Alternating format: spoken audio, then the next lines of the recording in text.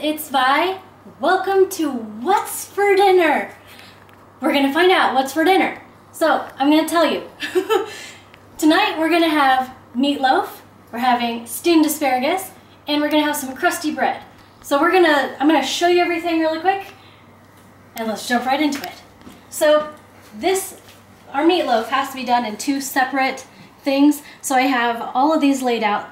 I took the time to do this so that you wouldn't have to watch me partition everything out. The first thing that we have here are 2 large eggs. Now I took these out and I left them on the counter. Eggs tend to do better when they are kind of at room temperature, so that's why they're sitting out. They were the first things I took out when I was getting all my ingredients. Next thing we have is a 1/2 cup of ketchup. And I just poured it in there. Then we have a 1/2 cup of milk. This is just regular, I think it's vitamin D milk, just regular whole milk right here. We have, let me see, I'm actually using a recipe this time, so this actually has certain amounts in here. We have 1 teaspoon of salt, and we have a 1/4 teaspoon of pepper. And then I'm going to be measuring this out, and we're gonna have 2 tablespoons of Worcestershire sauce. Any brand will work, this is just fine. So now we're gonna move on to the second part of making the meatloaf. And we have over here, we have 2 pounds of hamburger meat, ground hamburger meat. Now meatloaf is really fun because you don't actually have to use ground beef. You can use any kind of ground whatever to make this. So if you want something that's got a more spicy flavor, you're gonna wanna pick something maybe like your spicy sausages or something, but we're just gonna use ground beef today. So we have 2 pounds of ground, whatever you want. Today we're having 2 pounds of ground beef. The next thing we have about approximately 1/2 cup, or a little bit less, of scallions, also known as green onions. Now I don't use the ends of it, so as you can see it's just the little pieces at the end. When they start to get past the lighter green colors is when I quit using them. I don't really use the ending. I think the better flavors down here, and they're not as tough. So we have that. Then we're going to be putting in 1 tablespoon of minced garlic. I'm cheating. This is in a can. All I have to do is take it out. I don't actually have to mince my own garlic, but in all honesty, it probably would taste a little bit better if you took the time to get fresh garlic and mince it up yourself. In this next bowl, what we have is a 1/2 cup, maybe a little bit more, of a yellow bell pepper. You could use any color at all, and I've just put them into little chunks about I don't know what you would call that even. That big, however that big is, that's how big you want them. You don't want to pulverize them, you don't want them by any means like your minced garlic. And then over here in this bowl, I already did it. I put these through my food processor to chop it up. They are saltine crackers, also known as soda crackers. You can use anything like Ritz brand or anything. You can get the ones that are salted or unsalted, it doesn't matter. What this is gonna end up doing is kind of the idea of like the glue that holds all your meat together. So this is a really, really important part of making meatloaf. So this isn't exciting. This is the pan that we're gonna be putting our meatloaf onto. It is lined with aluminum foil. And it's lined with aluminum foil because aluminum foil helps keep the moisture in, for one. For two, this is gonna make the cleanup super simple because instead of having to like wash and scour this pan, when we're finished, I can literally just take this off and throw it away. Easy cleanup, gravy.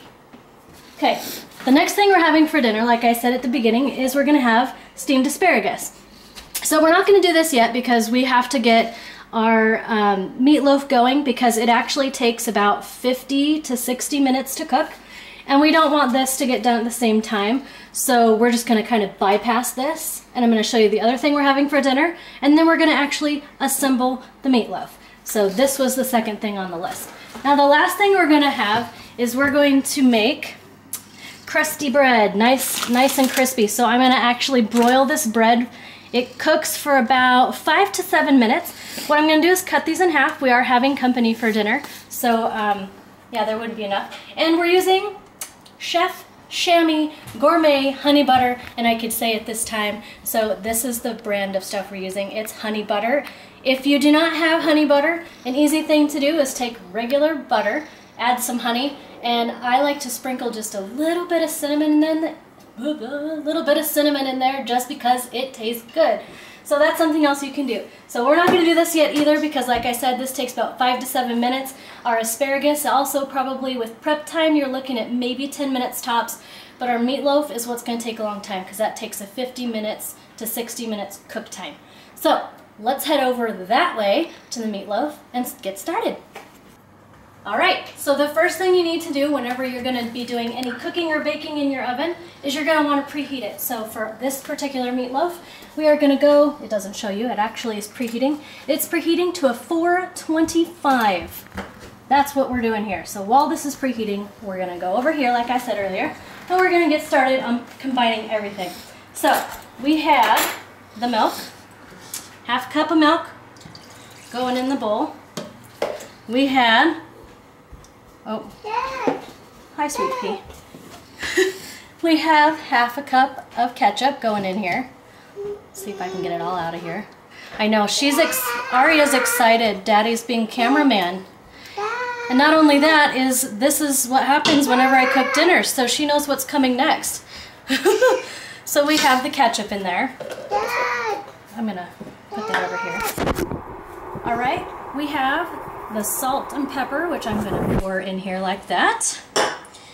I said 2 tablespoons of the Worcestershire sauce. So here is, we're gonna pour in, the stuff takes a while to get out. It doesn't just pour out, so you kind of gotta be careful with it. So here is 1 tablespoon of it. We're gonna add 1 more tablespoon of here. All right, get that all out of there. Go, go, go. All right, so there is 2 tablespoons of Worcestershire sauce is what we needed. And the last thing we need to add are our 2 large eggs.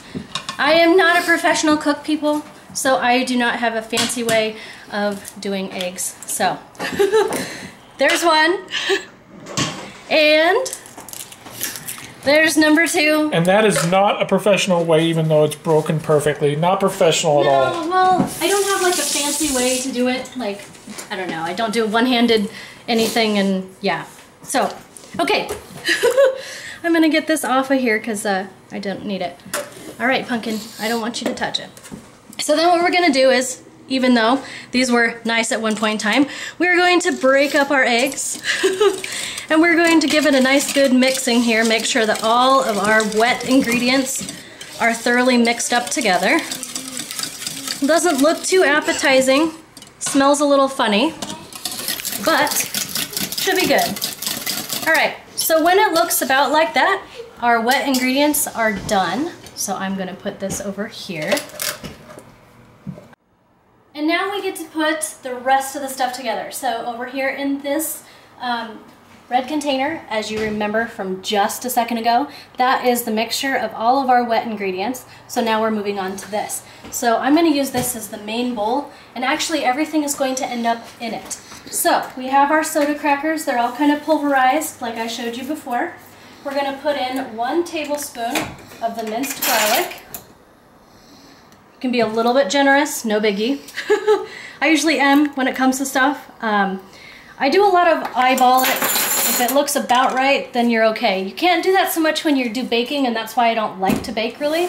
Cooking is kind of fun because you can fudge and you can add stuff if you like stuff, and you can omit things if you don't like them. So now we have that in there.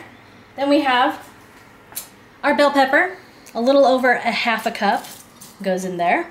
And we have our shallots, also known as green onions. You can pour those all in there. And then our last thing was our 2 pounds of ground beef. Now this is where it gets kind of gross and kind of fun at the same time. I'm going to take my rings off actually. I should have done that already.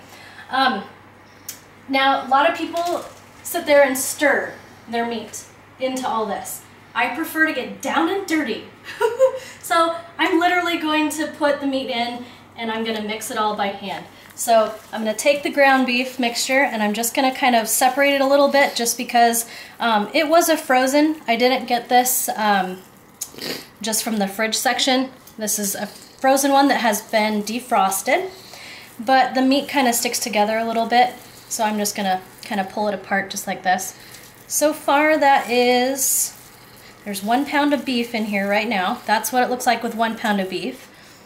And we're gonna put the 2nd pound of beef in here. Again, I'm just gonna kind of separate it a little bit, just so that it's easier to kind of mix in. I don't want a bunch of lumps in there. I kind of want, you know, you gotta strive for the perfect bite when it's all done. So you want it as mixed up and perfect as you possibly can get it. So now that you have all of your ground beef in there, all of our stuff is in there, this is where it gets kind of gross but fun. So we're just gonna sit here and we're gonna knead it, basically. You're gonna turn it over. We are preheated, folks. Yay, 425. All right, so we're just gonna mix it up until everything is all kind of mixed up. So this is gross but awesome at the same time. This is the good part. So when it looks about like this, where most of it is mixed up but not all of it is, because you're never gonna get all of it mixed up, now is when it gets the gross part. We're gonna add all of our liquid mixture onto this. All of it, and I don't have my thing, so we'll just do that. All right, so now this is what the meatloaf looks like. And it gets a little bit better, folks. So we're gonna mix it up the same way, kind of agitating it a little bit, kind of like, I guess it kind of reminds me of what like a laundry, kind of what your laundry washer does, you know, kind of agitating it a little bit, trying to mix it all up. It's really disgusting, but it's awesome at the same time. It's gonna taste amazing, so all your hard work and all of this disgusting work, it will pay off, I promise, because the stuff is so good. So we're gonna get it all mixed up just like that, and it's almost ready for me to put on the pan here. So as you can see, it's getting all mixed up. It doesn't look quite as disgusting. It just kind of looks like raw hamburger with some goodies mixed in. Obviously it's raw meat, so you can't taste it. But I promise the mixture is phenomenal. So you're not gonna worry about, is it too salty? Does it have enough pepper in it? Trust me, it's good. So when it looks like that, well, let's kind of move this over just a smidge. You won't be able to see. Let's do some cleanup. So we're gonna take this and we're gonna shape it into kind of a loaf/ball. We're gonna plonk it down just like that on our cookie sheet. And I'm gonna kind of form it into more of a loaf so it doesn't look so weird. Just like that. Let's see, try to get some of the holes. It's creating a little bit of holes. I don't know if it's from my fingers or just the food, but let's see. That's about right. When you cook this, like most meats, it's gonna shrink a bit. So you kind of want to give it some space because it is gonna shrink up a little bit. So when you're done and it's ready to go in the oven, it should look approximately like that. Now I'm gonna wash my hands, and then that is gonna go into the oven for a total of 50 minutes. And at 50 minutes, we're gonna check it, and we'll check back at that point. Okay, so now that we have our meatloaf down here baking at 425 for the next 50 minutes, we're gonna get started on our asparagus over here. So this is our asparagus, and we're gonna steam it. So I've got this handy dandy like steamer basket. It's really awesome.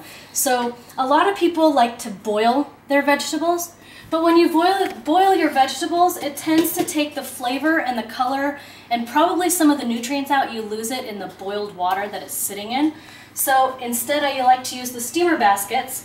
It basically, you put water in the bottom half, right here, and we don't put it all the way up here. So I'm going to pour some water in there. Ooh, a little bit more. Okay, so you could see just a smidge of the water. So the water's not going to do anything. We're just going to steam our vegetables instead. So this is ready. Then we've got our asparagus, of course. And if you've never cooked asparagus before, perfect, because I'm going to show you how, how to go about it. So Asparagus, they're kind of on the spendy side. I think the cheapest that I have ever seen them is approximately $1.98 per pound. So the 2 bunches that I have here is about $6.50 worth of vegetables, but they're fabulous. So the first thing I do when I get asparagus, usually the bottom half is kind of, I would consider it kind of like a woody texture, and it's kind of stiff and it's not pliable. So if you look right here, it's kind of, I don't know, it might be hard to tell, but it doesn't do much. But on the top part, it's really bendable. You want to eat the bendy stuff. So I kind of grab it about right here and I bend it until it breaks. Typically where it broke off, this is all hard and you don't want to bother with it, so we just toss this away and we worry about the top part. So I'm going to cut these into a little bit bigger than what I would consider bite-sized pieces. And that's the size we're going to do that. And we're going to do that to all of our asparagus. So every one of these we're going to snap, we're going to cut, and we're going to add them to our basket. So we finally finished chopping all of them, and so they are now in our pot. Remember, we have the water on the bottom and they're sitting in a steamer basket, so they're not touching the water at all. When we turn this on, it won't be until about 10 minutes or less before dinner is ready. We still have about 35 minutes before we check to make sure that our meatloaf is finished. So it's going to steam. Now when you do this, like I said, for tomato soup and things that have milk products in it, you want to do it at a low heat. When you're doing vegetables and you want them done fast, it doesn't matter, because the main thing we're after is the steam of that water, so you want to get that water boiling as fast as possible. So when you turn this on, you're going to turn it on high, because you just want them finished. Asparagus will take approximately 5 to 7 minutes before it is finished. I'll show you more when it's done, but you know that asparagus is finished, or any vegetables like this that you are cooking in this fashion, when you can stick a fork through it and it goes through nicely. You don't want them mushy and you don't want them still rock hard like this. You want the fork to go in just nicely. So when it gets to that point and dinner's ready, I'll be able to show you that. So now that that's finished, I want to go over this way to the bread. This only takes 5 minutes or 7 minutes in the broiler setting. And so this won't be happening either until our meatloaf is finished. So we have these bread. This is a take and bake, what is it, Tolera rolls? Yeah, there we go. They're Tolera rolls, and they're just take and bake. They're kind of like, what is that stuff that we make sandwiches out of? They're very similar to ciabatta bread. That's what it's like. So what I'm going to do is I'm just going to cut them in half. Watch the fingers, because I don't want them to cut myself here. So we have our rolls. I'm only going to do one, but we're obviously going to do all of them. So we got to get my knife, we got to get the honey butter, and we're just going to put a small layer on there. This stuff is pretty potent, so I don't want a lot, because I'm not after super sweet bread. I just wanted just a small flavor on this. It'd be nice to have something kind of sweet, a sweet roll to go with our meatloaf and other stuff. So as you can see, there's not a whole lot on there, but it doesn't need a lot. And like I said before, if you can't find this spread, just use some butter, a little bit of honey, and you can add some cinnamon just for a little added flavor as well. So that's how this is going to roll. I'm going to do this to the others, and they're all going to go on here. This is going to go on the broiling setting, and it's going to broil for approximately 5 to 7 minutes, just until the butter's melted and the bread itself has just got a nice little crispy browned edges. So when everything is ready, we'll come back. Okay, so unfortunately this got done a lot faster than I anticipated, so we still have 5 more minutes on the other food, which isn't horrible, so that's pretty close. So I wanted to draw your attention to the fact that they are no longer a light green. A couple of these are a little bit, but for the most part they're nice dark green color. I'm going to show you how tender these are. That went right through it really, really easily, but not too easily. So these are done perfectly. They're not mushy and yucky, and they're not hard as a rock, so these are perfect. I'm going to put them on the warming surface that I've got so they stay nice and warm. And in 5 minutes, our bread will be done, and we're going to take out the meatloaf, and we should be able to see it all. All right, so timer went off. Our honey buttered bread is nice and crispy, and it is finished. It looks fabulous. And in 2 minutes and 54 seconds, we will have our meatloaf. So I will show you that in just a minute. Timer went off. Time to see what the meatloaf looks like, folks. So here we go. It's pretty hot, homie, be careful. We're pulling out the meatloaf. Look how juicy that is. That is going to be amazing. So with this meatloaf, as soon as you pull it out, you're gonna want, it looks like it's still cooking and doing stuff, and that's okay. So what you wanna do is you wanna let it sit for 5 minutes. Trust me, this is not gonna make it cold by any means. It's just going to make sure that everything's set. If you were to cut it open right now, it hasn't had time to set fully, so it might kind of break apart and be kind of wonky. So we're gonna wait the 5 minutes, and that gives you time to set your table, to find a pretty bowl to put your asparagus in, and to put your bread on a plate, which I've already done, and get everything to the table. So we do have company, so this is where the video is going to have to end tonight, folks. So we have our meatloaf that is gonna sit for 5 minutes. We've got our asparagus, which we're going to probably just put either a little bit of lemon juice or mayonnaise on to eat it. And I've put the bread in the microwave. It is not turned on, it's just kind of being like a warming place for us. So this is the other thing. We have our honey butter bread. So that, my folks, that's what's for dinner, and I hope you enjoyed it. Until next time, guys, take care. Bye. I just wanted to say thanks so much for watching. Make sure you hit that subscribe button to stay up on my newest videos. Give me a like if you enjoyed this video, and leave me a comment because I think they're cool.